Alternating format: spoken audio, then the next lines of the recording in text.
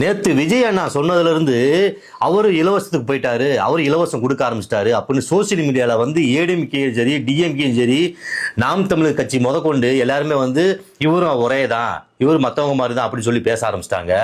நான் கேட்குறேன், அவர் சொன்ன விளக்கம் இருக்குல்ல, அது விளக்கம்ங்கிறது 4,39,000 கோடி வருஷத்துக்கு மக்கள் வரி பணம் கட்டுறாங்க. அந்த பணத்துல இருந்து தான் நான் வந்து இதுல கொடுக்க போறேன். அதுல வந்து நிறைய வந்து 30% வந்து அமைச்சர்களுக்கு நிறைய பேத்துக்கு வந்து அது வந்து பங்கு பிரிச்சு போகுது. அந்த பணத்தை நான் மிச்சம் பண்ணி இதை நான் கொடுக்க போறேன் அப்படின்னு ஒரு தெளிவான விளக்க ஒரு சொன்னாரு. ஆனா நிறைய முட்டா பயலுக்கு என்ன பண்றாங்க, இதுக்கு வந்து சொம்புதிக்கிட்டு வராங்க.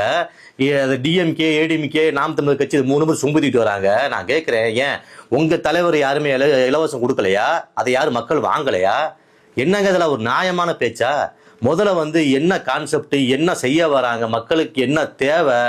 ஏன்னா அந்த பெண்களுக்குள்ள ஒரு பாதுகாப்பான விஷயம், அந்த உடம்புல வந்து கேமரா வச்சு நிறைய படைகள் ஆரம்பிக்கணும்னு சொன்னாங்க, அது உண்மையில நல்ல விஷயம். அதே மாதிரி பஸ் எல்லா இடத்துலையுமே SOS வைக்கிறாங்களா, அது ரொம்ப நல்ல விஷயம். இந்த மாதிரி நல்ல விஷயம் என்னைக்காச்சும் யாரும் சொல்லி கேட்டிருக்கீங்களா? இப்ப விஜய் அவர்கள் சொல்றாங்கன்னா சரி ஓகே, நல்லது செய்ய ஒருத்தவங்க வராங்கன்னு அப்படி ஏத்துக்கணும். அதுக்காக வந்து தேவையில்லாத கமாண்டு, தேவையில்லாத வார்த்தைகள், ஏன் இப்படி? அதே மாதிரி இலவசங்கிறது யார் காசையும் வாங்கி கொடுக்கல, சரிங்களா? மக்களோட வரி பணத்தை. இத்தனால ஒரு விஷயம் தெரியாம இருந்துச்சு, அதான் ஒரு மனுஷன் சொல்லியிருக்கிறாரு, சரிங்களா? அதனால இலவசங்கிறது கொடுக்கல, நம்ம வரி பணத்தை நமக்கே செலவு பண்றாரு, அவ்வளவுதான்.